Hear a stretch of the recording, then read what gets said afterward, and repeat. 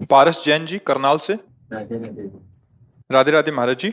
आपके चरणों में कोटि कोटि प्रणाम। गुरु जी, मन के विचारों में दूसरों की तरक्की देखकर ईर्ष्या होना, छोटी छोटी बातों आप पर क्रोध तरक्की आना। किसे समझते हैं? किसका प्रश्न है? हाँ बच्चा हो, ठीक है। आप तरक्की किसको समझते हैं? आप बोलेंगे तब तो हम समझ पाएंगे ना कि आप तरक्की का मतलब क्या लिए हुए हैं। जैसे दूसरे सुखी हो जाते हैं गुरुजी, बच्चा, उसको देख हाँ अब हम पूछते ईर्ष्या हैं, भाव। दूसरा सुख तुम किसे मानते हो? देखो, हम तुम्हारे प्रश्न करके वहां पहुंचाना चाहते हैं जिसे वास्तविक तरक्की कहते हैं, जिसे वास्तविक सुख कहते हैं। तुम बच्चा सुख किसको मानते हो? जिसमें आनंद हो। फिर हम पूछ रहे हैं तुम आनंद किसमें मानते हो? हम किसी मानते हैं ना, बढ़िया ब्याह हो जाए, हमारे संपत्ति हो जाए, गाड़ी हो जाए, अच्छी नौकरी हो जाए, समाज में प्रतिष्ठा हो जाए, ऐसा मानते हैं ना? यही तो मानना है ना। हाँ बच्चा, ये लौकिक सुख जो है, मायाकृत जो सुख है, वो पुण्य के प्रताप से मिलता है। अगर आपने पूर्व पुण्य किए हैं, तपस्या है आपकी, तो आपको यहाँ सब सुविधाएं मिलती चली जाएंगी। वैसी बुद्धि प्रवीण होती चली जाएगी, पढ़ाई लिखाई में वैसी अनुकूलता मिलती चली जाएगी। और यदि आपका पूर्व पुण्य नहीं है तो आप प्रयास करेंगे और बाधा आपके सामने खड़ी होती चली जाएगी। आप पढ़ लिख गए, नौकरी नहीं मिल रही, या आप बहुत पढ़ाई में उत्साह रखते हैं लेकिन अनुकूल ट्यूशन नहीं मिल रहा, अनुकूल हमारी व्यवस्था नहीं हो पा रही।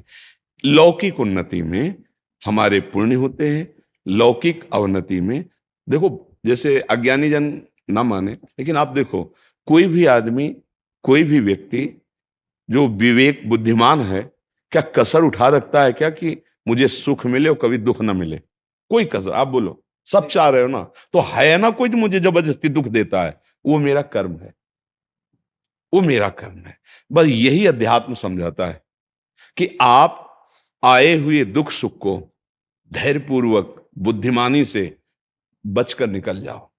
और भजन एक ऐसी वस्तु है, भगवान का नाम जप, भगवान की लीलाओं का गायन श्रवण और दूसरों में भगवत भाव करके सेवा, ये आपकी बाधा रूपी जो पाप कर्म है उनको भस्म कर देगा। अब ये बात अपने को पता नहीं, ओ ये बात उसको भी पता नहीं जिसको ये सामग्री मिली हुई, सुंदर स्त्री या सुंदर पति या गाड़ी, रुपया, पैसा, जो आप सोच रहे हैं, जिसको देखकर आप ललचा रहे हैं, वो उसके पास वस्तुएं हैं, पर वो भी अशांत है, उसके अंदर भी कामना है, वो भी तृष्णा से युक्त है, भय से युक्त है, और वो मृत्यु से भी भयभीत है। तो भैया कहां सुख हुआ? जो अशांत है तो वो कहां, वो किसी और को देख रहा है। आप देख रहे हैं तो वो किसी और को देख रहा है, वो किसी और को देख रहा है। मतलब आप ऐसे, चूंकि आप बच्चा हो, अभी सबसे मिले नहीं, हम बचपन से बाबा जी रहे तो सबसे मिलके देखा है, वैभव है और राक्षसी वृत्ति है, शराब पीना और बहुत से व्यभिचार आदि प्रवृत्तियां, उसे वो सुख मान रहे हैं।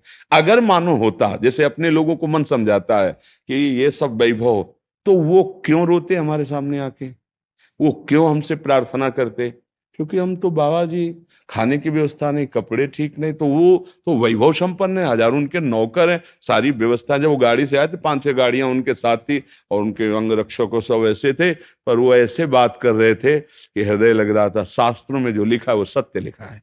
अनुभव में बच्चे थे तब भी शास्त्र, बस इसीलिए बुद्धि पुष्ट होती चली गई। नहीं नहीं, उस वस्तु को जानना, उस वस्तु को प्राप्त करना है, जिसको प्राप्त करने के बाद कुछ भी चाह नहीं रह जाती। तो बच्चा, भगवान का नाम आपके जो उन्नति में बाधक है उनको नष्ट कर देगा। हमारे जो रसिकाचार्य महापुरुष हैं, उन्होंने कहा है, राधा वल्लभ भजत भज भली भली सब होए, जीते विनायक शुभ अशुभ, विघ्न करे नहीं कोय, विघ्न करे नहीं कोय, डरे कलिकाल कष्ट भय, हरे सकल संताप, हरसि हरि नाम जपत जय। वो विजय को प्राप्त हो जाता है। कोई भी विघ्न, देखो हम डरते हैं कि जैसे बताया गया कि कोई ग्रह तुम्हारे खिलाफ, अगर वो अनुकूल हो जाए तो तुम्हारी उन्नति हो जाए, तुम्हारी उन्नति में अमुक ग्रह बाधक, ऐसा है, ऐसा कोई झूठा नहीं है। ज्योतिष शास्त्र सत्य है, ग्रह नक्षत्रों का प्रभाव हमारे ही कर्म से विपरीत और अनुकूल होगा, वो ऐसे नहीं है। देखो, जितने भी ग्रह नक्षत्र हैं, जितने भी लोकपाल हैं, जितने भी काम क्रोध लोभ मोह मद मत्सर आदि हैं, ये भगवान का विभाग है, शासन विभाग। आप अभी अभी आप देखो, कानून के अनुकूल चलो ना तो आपका सहयोग करेंगे, और कानून के प्रतिकूल चलो तो वही थप्पड़ मारेंगे, नहीं मारेंगे। तो जितने भी शनिचर ग्रह शुक्र जो जो भी है, जिते विनायक शुभ अशुभ, अब आप भगवान की शरण में होकर नाम जप करते हो, धर्म से चलते हो, तो वो सब उल्टा जगह में बैठे हो, सब उल्टा ग्रह में बैठे हो, फिर भी कुछ नहीं बिगड़ सकता। हाँ, गोस्वामी जी ने कहा है, तुलसीदास, जान की नाथ सहाय करें तब कौन बिगाड़ सके नरते रहो। हमारे यहाँ हरिवंश महाप्रभु ने कहा, द्वादश चंद्र कृतस्थल मंगल पूरा पद है, और आखिरी पंक्ति में कहा है, जो पे कृष्ण चरण मन अर्पित तो करी है का नवग्रह रंक। ए बेचारे क्या करेंगे, जब बड़े का आश्रय ले लिया जाता है ना, तो हर जगह से ऐसे होता है, ले जाता है। हाँ, अपने आप जीते विनायक शुभ अशुभ, विघ्न करे नहीं कोई, आपकी उन्नति आपके सतमार्ग पर। ये बात समझ कम आती है। अच्छा, आज जो पाप करते सुखी है, तो पूर्व का पुण्य हमारा संयोग कर रहा है, वो स्थायी तो है नहीं। जब खत्म होगा ना पुण्य, तो ये जो नवीन कर्म है और पीछे भी स्टॉक जो हमारा पाप का है, वो दोनों का जहां मिलान हुआ नष्ट हो जाएगा, चौपट हो जाएगा। बोले क्या? बोले गाड़ी में चल रहे थे, वो जरा सा एक्सीडेंट हुआ, आग लगी, और उसी के अंदर मैं गाड़ी सहित। अब आप विचार करो, नष्ट हो गया ना सब कमाई और सब वैभव सब। जब जीवन ही न, पाप कर्म कभी किसी को बख्शता नहीं है, अधर्म। तो बच्चा, माता पिता की आज्ञा में रहो, जितना बने राधा राधा जपो, और मन लगा के पढ़ो। अगर आप ब्रह्मचर्य रहोगे, तो ब्रह्मचर्य में इतनी सामर्थ्य है कि एक बार जो सुन लिया गया, वो जीवन भर याद रहा है। अब तो इतनी औषधियां, इतना सब शरीर पीड़ा में है, एक बार बोला बस, कभी भी जीवन में सुन लेना, स्मृति जागृत हो जाती है। हम जो बार बार पढ़ते हैं याद नहीं होता ना, उसका कारण ब्रह्मचर्य कीनता है। देखो अभी नई अवस्था है, हम तुम्हें नियम बताते हैं। सुबह सूर्य उदय के पहले उठो, जल पियो, पानी रख लो, अनुकूल करो उसे गर्म, इतना कि आराम से वज्रासन में बैठना जानते हो? इसके द्वारा बहुत से विद्यार्थियों को लाभ मिलेगा अगर आप इस बात को सुने। वज्रासन जानते हो? नहीं जानते? घुटनों के बल बैठना वज्रासन कहा जाता है। घुटनों के बल जैसे ना बैठते, दोनों पैर घुटनों को बल, उसमें बैठकर धीरे धीरे राधा राधा नाम जप करते हुए 10 मिनट में जल पियो, आराम आराम। फिर टहलो, शौच स्नान करो, फिर इसके बाद 30 मिनट व्यायाम करो। ये सब सूर्योदय के पहले हो जाना चाहिए। कुछ दंड बैठक, कुछ उछल कूद, आसन, प्राणायाम, व्यायाम, और सात्विक भोजन, सतोगुणी भोजन। ये जो आजकल चला है ना बाजार का पिज्जा बर्गर, ये सब बच्चा, सब ये चीजें अपने लीवर को खराब करने वाली हैं। बहुत आधुनिकता फैल रही ना, ये नहीं नहीं, ऐसा नहीं। सात्विक भोजन जहां तक हो सके सात्विक भोजन पाओ। कभी ऐसे बच्चों का संग मत करो जो धर्म विरुद्ध आचरण सिखाते हैं, आचरण विहीन, वो समझ रहे हो ना, जैसे गंदी बातें, गंदे दृश्य, जो गलत तरफ ले जाए। हाँ, ऐसे बच्चों का संग न करो। और आजकल वैसे ऐसे मित्र मिलते ही नहीं है। हाँ बच्चा, तुम्हारी बात सही, तो देखो मिलते तो है ही है। हमारा तुम्हारा मिलन हुआ तो मित्र तो है ही है ना, शत्रु तो नहीं है ना। तो अगर खोजोगे तो जिल खोजा तिल पाइया, है नहीं? तो सही सलाह मिल रही, तो अब ये भी नहीं कह सकते कि अच्छे मित्र नहीं मिलते, पर अच्छे मित्र बड़े भाग्य से मिलते हैं, और वो बड़े भाग भगवान की कृपा से होती है, और वो कृपा आपके ऊपर है।